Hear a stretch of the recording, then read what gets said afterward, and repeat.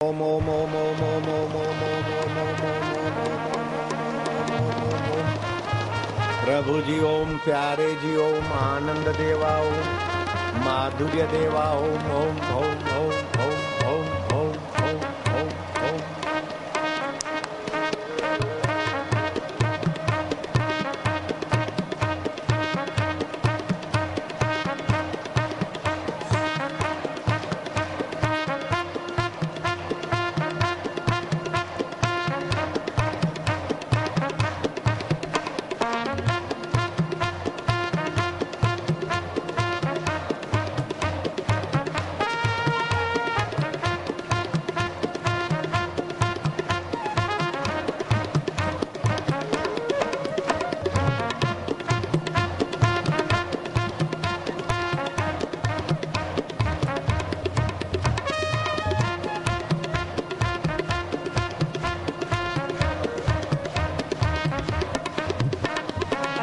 जय जयकार।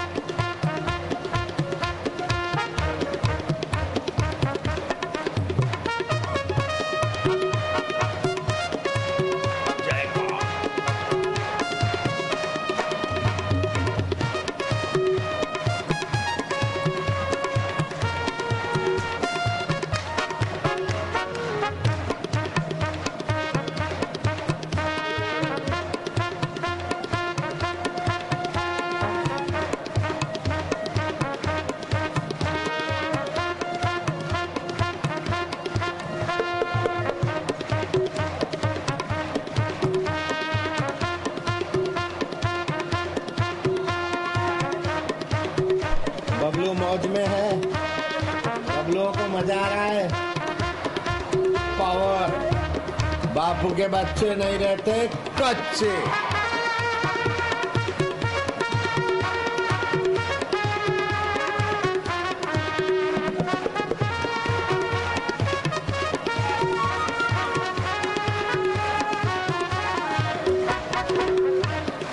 ओम हरि ओम ओम ओम ओम ओम ओम प्रभु ओम ओम ओम ओम ओम ओम। बाहर ले जा, बाहर शोर करे उनको बाहर ले जा।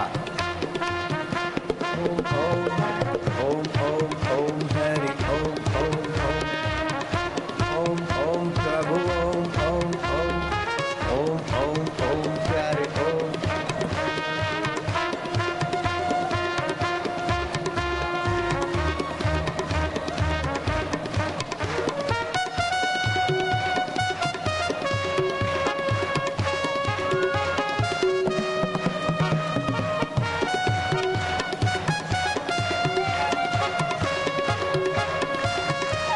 हर समय परमानेंट आज्ञा का पालन। ओम ओम ओम ओम ओम ओम ओम ओम ओम ओम ओम प्रभु ओम, प्यारे ओम, मेरे ओम, आनंद ओम।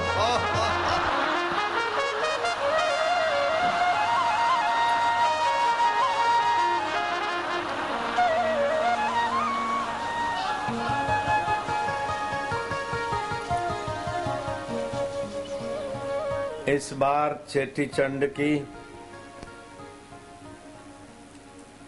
खुशखबरी के साथ ऊंची खबरी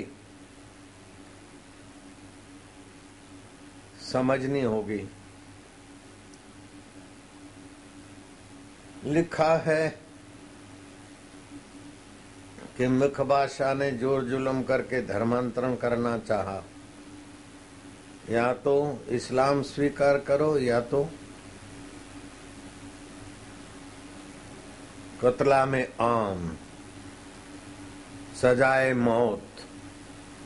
न मौत की सजा, न कत्लाए आम, न धर्मांतरण। उस जमाने के कैसे महाजन लोग होंगे, मुखी लोग, शांत होकर जो प्रार्थना की जाती है और बहुतों के हित का सोचा जाता है, उसमें अंतर्यामी परमात्मा की सहायता मिलती है। ये विक्रम संवत 1117 में दुर्घटना से बनी हुई सामाजिक भयानक स्थिति को भांप कर राजा से मिले कि हमें थोड़ा हमारे इष्ट देव को, हमारे परमेश्वर को पुकारने का अवसर दो। अगर हमारे इष्ट देव परमेश्वर ने सुनी तो सब खैर होगा, सब अच्छा होगा। अहंकारी मूर्ख ने देखा कि इन हिंदुओं का क्या इष्ट देव, क्या भगवान। 7 दिन की मोहलत दी जाती। 7 दिन में जिस भगवान को मानते वो भगवान को प्रत्यक्ष कर दो, वरना कत्लेआम, सजाए मौत। 7 दिन तो बहुत बड़ी बात है, अच्छी बात। हम जाते, जाहिर कर दिया कि सभी समुद्र तट पर इकट्ठे हों। प्रभात काल मंत्र सिद्धि योग, ध्यान देना। मैं तो उल्लासनगर, अभी वो झूलेलाल वाले आ रहे हैं ना, उनको खबर करो जल्दी जल्दी आके सत्संग सुने। आ रहे हैं बैंड बाजे बजाते हुए।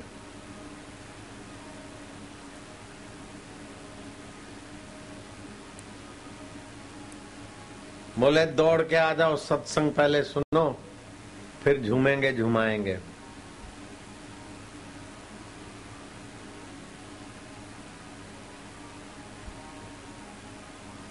रास्ते में आते आते कई जगह पर चेटीचंड कमेटियों ने, समितियों ने स्वागत किया। आज हमारा आने का प्रोग्राम तो सुबह हेलीकॉप्टर, पुष्प वृष्टि आदि हुई, दीप प्रागट्य हुआ, सत्संग कल हुआ, आज सुबह हुआ। 12:30 बजे निकल के 1:15 बजे हम जू पहुंचने वाले थे, लेकिन वो पायलट मद्रास का था, उसको जू दिखे नहीं, इधर से उधर, उधर से उधर। लेट कर दिया तो जिस जहाज में आने वाले थे वो जहाज तो उड़ गया। फिर मैं क्या भाई अब खबर तो कर दो। तो 3 घंटा लेट वाला जहाज मिला, उसी में आए। लेकिन फिर भी हमारे चित्त में रंज नहीं है कि हम 3 घंटा लेट पहुंचे। हम जानते हैं अपने तरफ से प्रयत्न करो, फिर परिस्थिति वातावरण कैसा भी आए, रंज होना, दुखी होना, परेशान होना, ये मूढ़ता है। ये इसलिए बताता हूं कि आप भी इस मूढ़ता को मत आने दो। कुछ लोग बोलते हैं मैं कामी हूं। मैं पूछता हूं ठंड आती कि नहीं आती? आती। गर्मी आती है कि नहीं आती? आती। बारिश आती है कि नहीं आती? आती। तो आप मानते हो क्या मैं बारिश हूं, मैं ठंडी हूं, मैं गर्मी हूं? ये तो आती है। ऐसे काम, क्रोध, लोभ ये आते हैं और चले जाते हैं। इनसे बचो, लेकिन इसको अपने में न मानो। अपने में मानने से ये गहरे उतरते। मेरे में राग है तो ऐसा हुआ कि मेरे में ठंड है। मेरे में द्वेष है कि मेरे में गर्मी है। जैसा गर्मी में कोई बोले मेरे में गर्मी है, ठंडी में कोई बोले मेरे में ठंडी है। द्वेष सुन रहे हैं? राग के समय कोई बोले मेरे में राग है मन में। ठंडी गर्मी ये जो भी है, इसको अपने में मत मानो, ये मन में आते जाते। अपने में भगवान को और भगवान को अपने में मानने वाला व्यक्ति जल्दी संसार के प्रभाव से, विकारों के प्रभाव से, दुखों के प्रभाव से निर्लिप्त हो जाता है। और लोग गए समुद्र किनारे, कोई खड़ताल ले गया तो कोई मंजीरे, तो कोई तंबूरा, तो कोई ढोल, और भगवान की उपासना किया, प्रार्थना किया। लेकिन ढोल मंजीरे साज गाज से ही प्रार्थना नहीं होती, उससे थोड़ा बहुत कीर्तन होता है, फिर प्रार्थना तो होती है शांत हृदय से और ऊंची सूझबूझ से। धमाधम धमाधम करो, लेकिन धमाधम थोड़ी देर के लिए किया जाता है। धमाधम करके अपने को थकाना नहीं है, धमाधम करके अपना संसारी माहौल भूलकर भावना का माहौल शुरू करना है। जैसे गिल्ली डंडा खेलते ना, तो पहले डंडा मार के गिल्ली को ऊंचा करने के लिए डंडा धरती पे मारा जाता है। दिन भर धरती पे डंडे नहीं मारे जाते, फिर डंडा ऊर्ध्वगामी गिल्ली को करने के लिए होता है। ऐसे ही थोड़ा धमधमाके करके मन को ऊंचा किया जाता है। बाद में ऊंचे मन को ऊंचे में ऊंचे परमात्मा के ध्यान में, परमात्मा के प्रार्थना में, परमात्मा की शांति में मन को ले आते। एक व्यक्ति की प्रार्थना से भी चमत्कार हो सकता है। जब सामूहिक व्यक्ति एक की एक इच्छा लेकर प्रार्थना करे तो तहलका मच जाता है। तो सिंधु सागर दरियालाल पर एक दिन कीर्तन भजन करके लोग ध्यान में बैठे और मंत्र सिद्धि काल होता है। मैं तो दिल्ली दरवाजा पंचायत को दयाल दास बेचारे ने जो चालू कराया और ये जो उनके आ रहे हैं अनुगामी, उनको तो धन्यवाद दूंगा। अभी एयरपोर्ट से आते आते और भी झूलेलाल समितियों ने मेरा स्वागत किया। तो मैं आप स्वागत करते हो उससे इतना खुश नहीं हूं, लेकिन सत्संग सुनने की और समझने की कोशिश करते हो उससे मैं बहुत खुश हूं। तो उन्होंने प्रार्थना किया और प्रार्थना करते करते मंत्र सिद्धि योग रहा होगा। मंत्र सिद्धि योग कब होता है पता है? रात्रि के तारे दिखने बंद हो गए और सूरज देव अभी प्रकट होने वाले, उसको संधि काल को मंत्र सिद्धि योग माना गया। तो उस समय की प्रार्थना, उस समय का जप, उस समय का ध्यान बड़ा प्रभावशाली होता है। ऐसे ही दोपहर के 11:30 बज गए हैं और 12 के बाद का कांटा नहीं चला है। 11:30 पौने 12 से लेकर 12 सवा 12 के बीच दोपहर का संधि होता है, अर्थात सुबह का समय निकल गया और दोपहर का समय शुरू हुआ 12 के बाद। ऐसे ही अभी ये संधि काल है, सूरज डूबा नहीं है, अभी दिन रहा नहीं है और सूरज डूबा नहीं है, संधि काल है। तो इस समय किया हुआ मंत्र जप ध्यान प्रार्थना विशेष महत्वपूर्ण होता है। तो उन्होंने एक दिन सुबह बीती, दूसरा दिन भी बीता, उपवास किया। उन पूर्वज सिंधी भाइयों को मैं लाख लाख बार धन्यवाद दूं कि कष्ट आता है तो न पलायन हुए, न दीनता की, न धर्म छोड़ा और न कुर्बानी दी, लेकिन प्रार्थना करते, ध्यान करते, जप करते, कीर्तन करते। एक दिन बीता, दूसरा दिन बीता, तीसरे दिन की सुबह हुई और दोपहर भी हो गई। मुंह में भोजन का ग्रास नहीं और बूंद पानी नहीं। जो बुजुर्ग बच्चे होते हैं उनके लिए छूट छाट होती है, लेकिन जिसको बड़ा उद्देश्य पूरा करना होता है तो बड़ी तपस्या भी करनी पड़ती है। और ये जिनको बड़ी बड़ी उपलब्धियों की आवश्यकता होती है वे अभी नौरतों में उपवास करेंगे। ये नौरते शुरू हो गए। तो जहां उपवास है, प्रार्थना है और अनंत के साथ अपनी शांत प्रार्थना एवं ओमकार का जप करके शांत, वहां तीसरे दिन की शाम ढले उसके पहले दरिया शाह में उथल पाथल और प्रकाश पुंज आगे आते आते एक युवराज के रूप में पूरा सैन्य प्रकट करते हुए सांत्वना और टाढ़स बंधाते हुए कहता है कि तुम्हारी तपस्या, उपवास और शांति और ओमकार के जप पर मैं प्रसन्न हूं। ओमकार सभी देवताओं को प्रसन्न करता है, क्योंकि सभी देवताओं की जिगरी जान ओमकार परमात्मा ही है। ओम ओम ओम। जाओ, मृख तुमको अब नहीं सताएगा, उसको बोल देना नसरपुर में अवतार होने जा रहा है, मैं शीघ्र ही नसरपुर में आता हूं। जाकर बताया, और मृख ने क्या क्या सोच रखा था कि ये ऐसा ही है वैसा ही है, लेकिन जांच करने पर लंबी कहानी कथा नहीं बताऊंगा, पहले छपा हुआ है साहित्य में। लेकिन वजीर आहा जो बच्चे को देखने जाता है, जैसे पूतना को भेजा गया था कृष्ण को मारने के लिए, ऐसे इस झूलेलाल भगवान को बाल्यावस्था में ही मार डालने के लिए वजीर आहा को फूल में जहर भर के दिया, बच्चे के नाक पर रखो। जो बच्चे के नजीक रखा तो बच्चे ने, नन्हे बच्चे ने मारी लात ठोडी पर। आहा मूर्छित हो गया, और क्या देखता है कि वो बच्चा वीर बड़ा सैन्य लेकर आया है और राज्य को जल से भरपूर कर लिया। न जाने क्या क्या विलक्षण लक्षणों से उस अवतारी पुरुष ने आहा को एहसास कराया। खैर क्षमा याचना करते हुए कि मेरे मालिक, मैं तो आपको राजा के पास ले जाने के लिए आया था, मेरी गुस्ताखी माफ करो।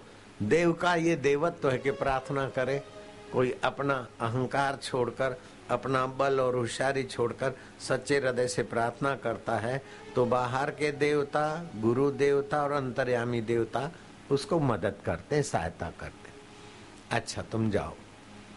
ऐसा करके वो युवराज, बालक में से बना युवराज, फिर बालक बनकर अपना किखारियां करने लगा। रास्ते में गया, सोचते सोचते राजा को क्या जवाब दूंगा, ये तो मेरा नाक कट गया। छोटे से बच्चे ने एक जरा सी लात मारी और मेरी ये हालत क्या बताऊं। रात भर उधेड़ बूंद में उसे नींद नहीं आई। सुबह ज्यों वजीर मृख बादशाह की दरबार में जाता है तो बादशाह कहता है कि अब तू चिंता नहीं कर, तू मुझे कुछ बयान मत दे। वो बालक मेरे राज दरबार में महल में आया और मुझे सीख देने के लिए देखते देखे युवान बन गया।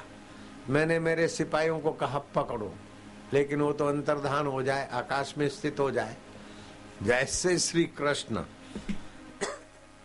अपनी योग माया से, योग शक्ति से कंस को और दुष्टों को दहला देते, ऐसे ही उन्होंने मेरे को क्या क्या चमत्कार दिखाए। अब तेरी भी चुप, मेरी भी चुप, हिंदुओं को अपना हिंदू धर्म मानने दो। कारण मुझे कंजरत जो सिंधी बुधो जूता खाधवते खपो तो चाहे भाई सिंधी भले पंहिंजो धर्म मनी। तो शक्ति एकाग्रता से आती है, शक्ति श्रद्धा से आती है, और शक्ति स्वरूप परमात्मा में विश्रांति पाने से आती है। बोले फिर उस बालक ने क्या क्या रूप दिखाया। अब तेरी भी चुप, मेरी भी चुप। इस प्रकार हिंदुओं को कुछ पता न चले और अपन राज्य करेंगे। और उन्होंने सीख दी है कि सभी को ईश्वर के नाते, अल्लाह के नाते प्रजा मानना चाहिए। मैंने वचन दिया है कि हिंदुओं को मैं अपना भाई मानूंगा। लेकिन थोड़े दिन के बाद फिर उसकी हरकत हुई और झूलेलाल भगवान ने कई उसको चमत्कार दिखाए। उसने माफिया मांगी, आखिर वो मान गया, अपने रास्ते पे आया। 6 वर्ष के हो गए उडेरेलाल। गुरु के यहाँ शिक्षा दीक्षा के लिए भेजा, लेकिन गुरु ने देखा कि गुरु तो गुड़ है, चेला अवतारी पुरुष। 13 वर्ष में अपनी सारी विद्याएं संपन्न करके घर लौटे। परंपरागत कोहर का थाल देते, कोहर का थाल, उबले हुए चने, चोले, और बच्चे ले जाते ऐसे, इनको भी दे दे बेटा तुम भी जरा। और दरिया किनारे जाके दरिया में रवाना करते और ध्यानस्थ हो जाते। तो ये झूलेलाल अवतार का संदेश है कि तुम चाहे कोहर बेचने वाले गरीब से गरीब के बालक हो, फिर भी अमीर के अमीर परमात्मा के तुम अमर पुत्र हो। परमात्मा का ध्यान करो। जलानाम सागरु राजा, जलाशयों में सागर राजा है। ऐसे ही सागर है, आकाश है, चंद्रमा है, विशाल वातावरण में है। ओमकार का जप करो और ध्यान मग्न हो जाओ तो तुम्हारे लिए भी धन धान्य का टोटा नहीं रहेगा। थाल मच्छ कच्छों को दे देते और फिर आओ थाल तो धन धान्य से हीरे जवाहरातों से भरा भरा आता।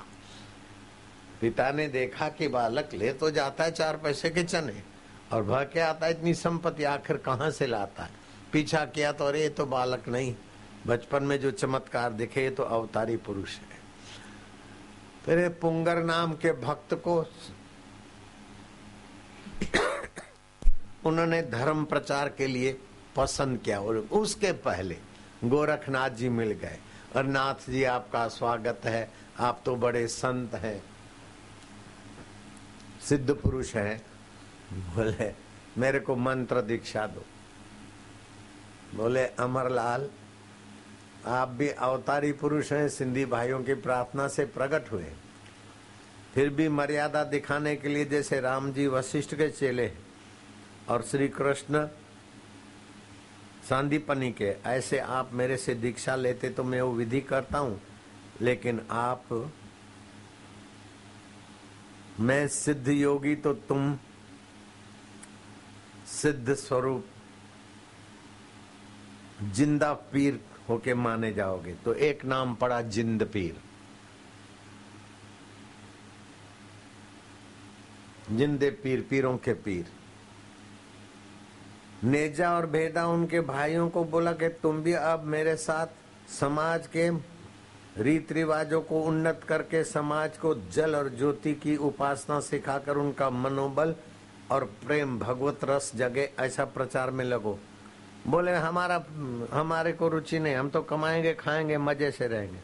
मजे से रहने वाले तो संसार में डूब के चले गए, लेकिन ये बाल ब्रह्मचारी ने तो गांव गांव नगर नगर डगर डगर सत्संग की ज्योत जगाई और लोगों को जल का और ज्योत का महत्व बताकर अंतर आत्मा में द्रवीभूत होना ये जल की उपासना है और आत्मज्ञान की ज्योत में जगना ये ज्योत की उपासना लोगों को बताते बताते अपनी जीवन लीला का उद्देश्य संपन्न किया।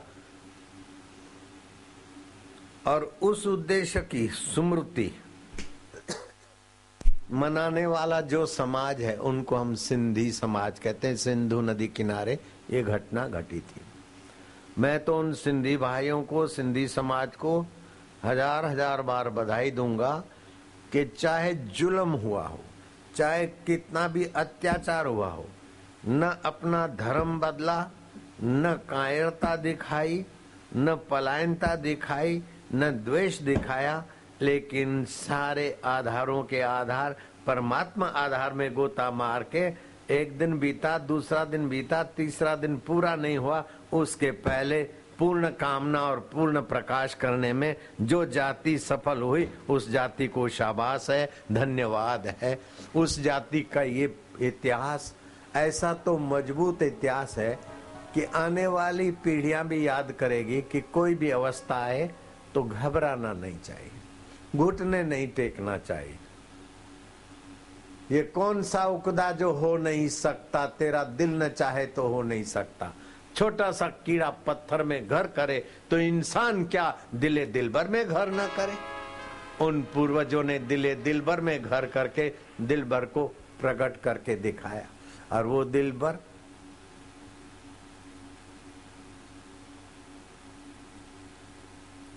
कभी भी कहीं भी प्रकट हो जाता है।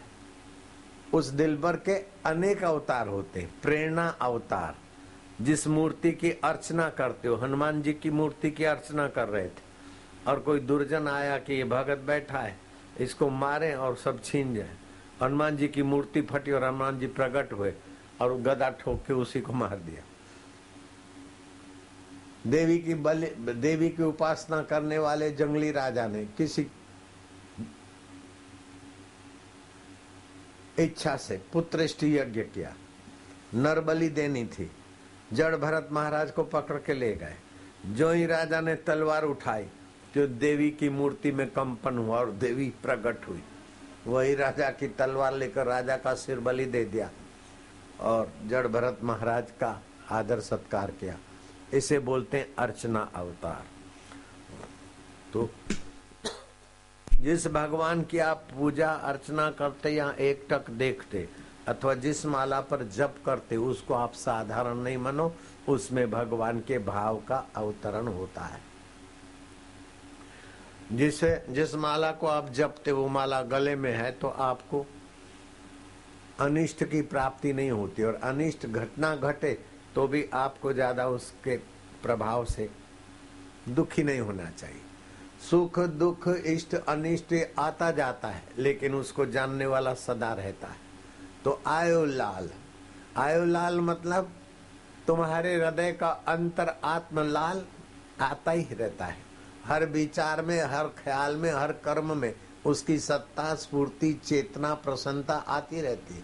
और झूले लाल झूमते हुए रहो, मैं दुखी हूँ, मैं पामर हूँ, मैं पापी हूँ, मैं कामी हूँ, मैं क्रोधी हूँ। नहीं नहीं, ये क्रोध आता है जाता है, काम आता है जाता है, मैं भगवान का हूँ, भगवान मेरे हैं। इस भाव से नाचते खेलते गाते हंसते अपने जीवन की यात्रा ऐसी पूरी करो कि जीवन की शाम हो जाए, उसके पहले जीवन दाता में अंतरात्मा में आराम मिल जाए। ये झूलेलाल भगवान का उद्देश्य और संदेश है।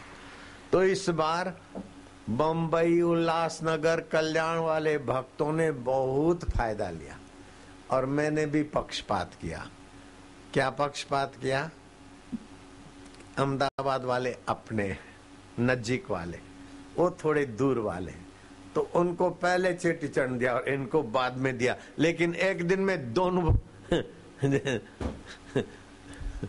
दोनों जगह पर चेटी चंद संपन्न हुआ, ऐसा प्रोग्राम बन गया। और ये बेचारे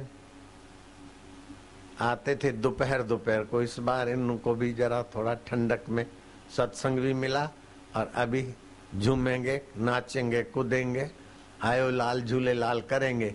लेकिन ये झूले लाल आयो लाल थोड़ी देर करते कराते थोड़ी देर शांत हो जाना, इसको विश्रांति योग बोलते। दूसरी बात, पलाश के रंग से लोगों को होली का रंग लगाया तो कई लोगों के कई रोग मिट गए। तो होली का रंग तो सब जगह, हम तो 9 जगह पर होली का सत्संग और होली का रंग छांटा, उसमें हजारों लाखों लोगों को फायदा मिला। फिर भी पलाश के रंग से जो सप्त धातु, सप्त रंग और गर्मी झेलने की शक्ति हमारी बनती है, वो पलाश के फूलों के रंग का तो फायदा मिला। लेकिन जिनको फूलों के रंग का फायदा नहीं मिला उनको पलाश के फूलों का शरबत बनवाया है समिति ने, उससे भी फायदा मिलेगा।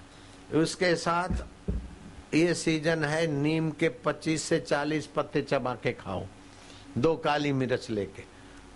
शरीर में षड रस की जरूरत है, खट्टा खारा तीखा तूरा मीठा कड़वा। मीठा खट्टा खारा तो खाते, लेकिन कड़वा रस की पूर्ति नहीं होती तो नीम के पत्ते खाने के मौसम है। अथवा नींबूड़ियाँ 2-3 कूट काट के मक्खन से निकल जाए, पानी से निकल जाए, 15-20 दिन करें। मैं रोज नीम के पत्ते खाता हूँ, आजकल कई दिनों से खाता हूँ। तो नीम के पत्ते खाना, झूलेलाल आयो लाल वाले, तंदुरुस्त रहना। और नमक 20 दिन कम कर दो, जितना खाते नमक उसका 10% डालो तो अच्छा है, नहीं डालो तो और अच्छा है। बिना अलूणा भोजन और कड़वी नीम और पलाश के फूलों का शरबत बरबत मिल जाए तो ले लेना। और तीसरी बात, मुझे तो ये वैदिक बात समझ, आयुर्वैदिक बात सुनकर बड़ा आनंद हुआ कि ये आंवले का रस अगर सिर पर लगाकर 5-15 मिनट बैठ जाते हो तो बालों की जड़ें मजबूत होती है, नेत्र ज्योति बढ़ती है, वायु पित्त और कफ संबंधी जो 132 प्रकार की बीमारी है उसको ये नियंत्रित कर देता है। त्रिदोष नाशक है आंवले का रस, पित्त शामक है आंवले का रस, आयुष दीर्घ बनाता है आंवले का रस, आरोग्य उत्तम और निखार लाता है आंवले का रस, जीवन शक्ति प्रदान कर देता है आंवले का रस। इसके सेवन से शीघ्र ही शक्ति स्फूर्ति और ठंडक का एहसास होता है। सपन दोष की बीमारी, प्रदर की बीमारी हो तो जरा सी हल्दी मिला के लेना चाहिए। इस रस से वीर्य की वृद्धि होती है, शरीर को पुष्टि मिलती है। इसके सेवन से नेत्र ज्योति बढ़ती है, वर्ण में निखार तो आता है, लेकिन बालों की जड़ें मजबूत होती है, मस्तक और हृदय को ताजगी और ठंडक मिलती है, शक्ति मिलती है, सुकून मिलता है। यह वृद्ध अवस्था को, बुढ़ापे को दूर रखने वाला है आंवले का रस।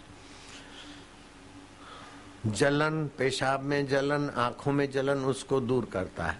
अधिक मासिक स्राव, श्वेत प्रदर, बवासीर आदि रोगों से जो लोग कमजोर हो गए, उनको भी आंवले का रस 15 से 25 ग्राम कुछ दिन पिए, इतवार को छोड़ के, बहुत फायदा होगा। युवक युवतियों का जैसे भी गड़बड़ी से शरीर धुलता है या खराब हो गया है, वे भी आंवले के रस में हल्दी मिला के पिया करे तो ये वरदान स्वरूप है।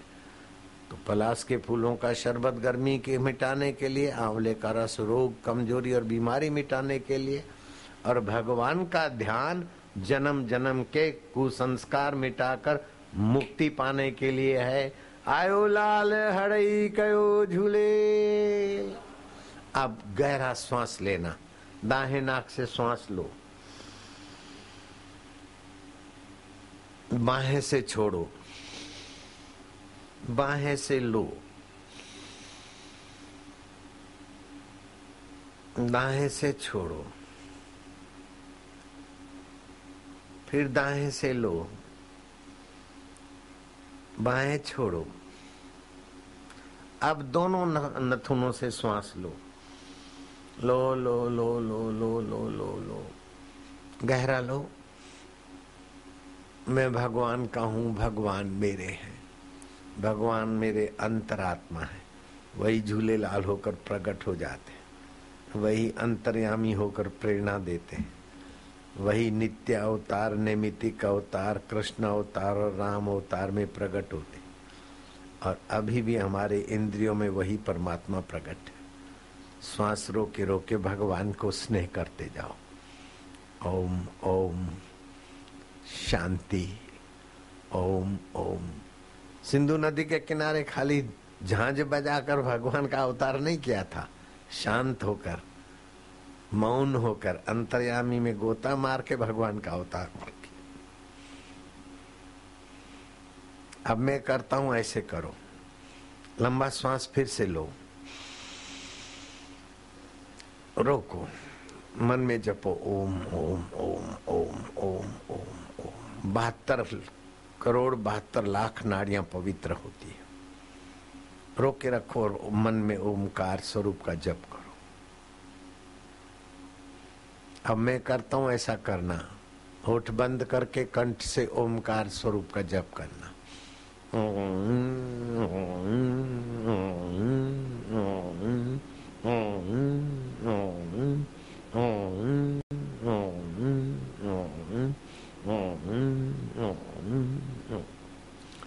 फिर से लंबा श्वास।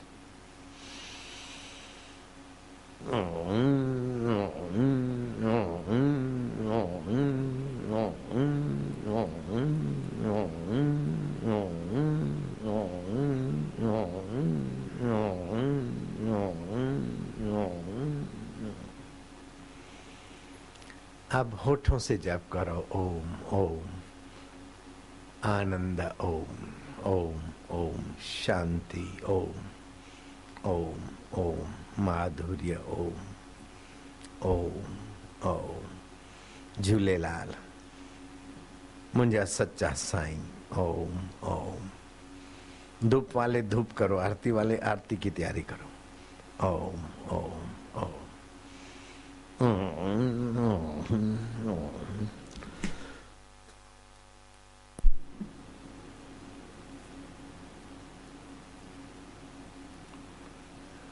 उसी में शांत होने से अवतार भी होते।